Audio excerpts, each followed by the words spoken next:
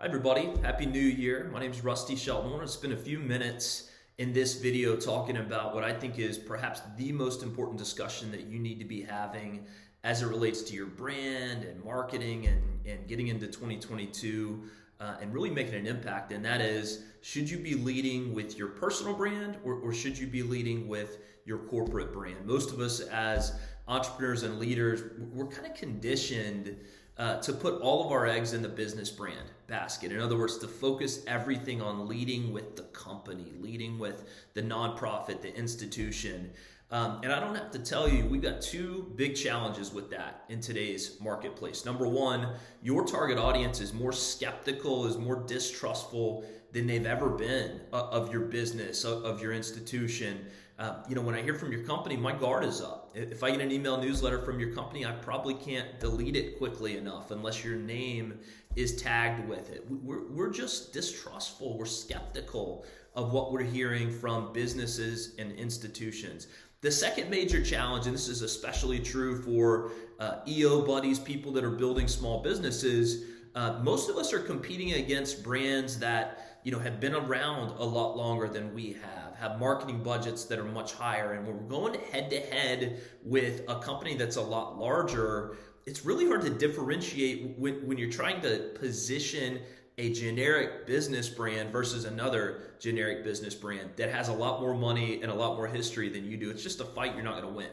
And so part of what I want to encourage you to really think about as we go into 2022 is not instead of the corporate brand, but alongside the corporate brand, how can we kind of pull you out alongside and position you not as an operator with the business to grow, but instead kind of thinking about yourself as really what you are, which is a mission-driven thought leader, an authority with something to teach, right? There's a dramatically different thing that happens when we hear from an individual that not only has the expertise, but is also really clearly on a mission to make an impact, to do it for the right reasons. And so a couple things that I want you to think about just as we go into 2022 as it relates to your personal brand. Number one, are you positioned as kind of the operator of a business only? In other words, when I Google your name, maybe I get a LinkedIn profile that's pretty straightforward. Maybe I get a bio page within your corporate website. Again, my initial impression when I get those couple of results is, okay, again, nothing negative, but there's really nothing that differentiates you from all the other options that I've got in that space. Instead, if I were to Google your name and maybe I get to a personal brand website or I get to a LinkedIn profile where you're providing value, you're teaching, you're giving great content, there's a different thing that happens there. And again, I'm thinking about you not as somebody who is trying to sell or market me something, but instead, somebody I can learn from. And so part of what I want you to think about underneath that big picture discussion is I want to encourage you to do a bit of an online brand audit for yourself. And really simply, again, let's imagine that I've been referred to you by a really happy customer. Fantastic. Got your name from that customer. First thing I'm going to do, by the way, before I reach out to you is I'm going to go kick the tires on my buddy's recommendation, right? I'm going to make sure that, she's not the outlier having a great experience with you. And so right now, if I pop your name into Google, the very first question I want you to ask yourself, number one, can you be found? In other words, again, I know your name. I've been referred to you. I want to find you. If I pop your name into Google, can you be found? Okay, if the answer to that is no, there's one of two reasons why. Number one, maybe you just intentionally been a ghost online, right? You never worried about it. And if so, cool. Hopefully I can, over the course of these next few videos, start to give you a bit of a clear roadmap for how to do that. If instead, the fact that I'm not finding you is not due to you not being active at all online. It's due to you having a name that is really a difficult one for you to own, right? So if you're listening to this or watching this and you're saying, okay, well, yeah, I can't own search for John Smith, Rusty, right? There's hundreds of others out there. I can't own search for whatever that name is.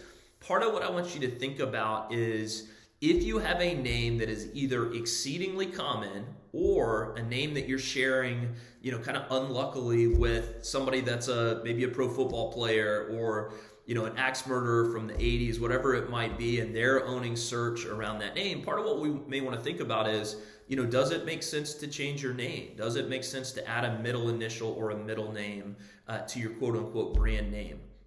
Those are kind of my fellow Texans. The guy that spends more money on advertising in the state of Texas than anybody else is a guy named Thomas J. Henry, right? Well, his name's Thomas Henry, and he got really good branding advice early on that Thomas Henry is not only a really well-known European soccer player, but it's also a really big spirits brand from the UK. And the reality around that was, even with the amount of money that he was spending, he was going to have a hard time owning search around that. And so adding in that middle initial, what happens is he leaves a very crowded piece of real estate, if you will, in terms of that brand name, and he walks across the street to a piece of real estate that's empty. And with the first brick, Thomas J. Henry again, he owns search right away. David Meerman Scott's another good example of this, one of my favorite PR marketing authors. His name's David Scott. And he recognized early on that with a name like that, he was going to be getting referrals. People were going to hear him on podcasts. They were going to see him speak, and they were going to go looking for him, and they were never going to find him because it was a brand name he couldn't own search for. And so part of what I want you to think a little bit about as it relates to this idea of kind of leading as somebody with something to teach is, number one, do you have a brand name that you can own search for? And if not, part of what I want you to think about is, does it make sense to change your name or add that middle initial? Last thing I want to mention, and I'll go deeper on this in the next video that I put together next week.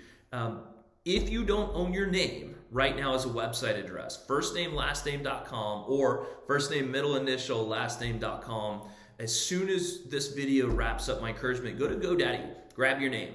While you're there, by the way, get your kids' names, get your grandkids' names if appropriate. That real estate's valuable today. It's only going to get more valuable in the future. It's amazing to me how many well-known leaders in the city of Austin and beyond do not own their name as a website address. Grab that, make sure you have it. But big picture this year, as we go into 2022, what I want you to think about is, how do you accelerate the speed of trust with your audience in a much quicker way? And I can tell you without question, the quickest way to accelerate trust with your audience, to build rapport and to build affinity, is not to beat them over the head with the business brand. Instead, it's to move out from behind that business brand and lead as somebody that's on a mission with something to teach. My encouragement is to do just that this year.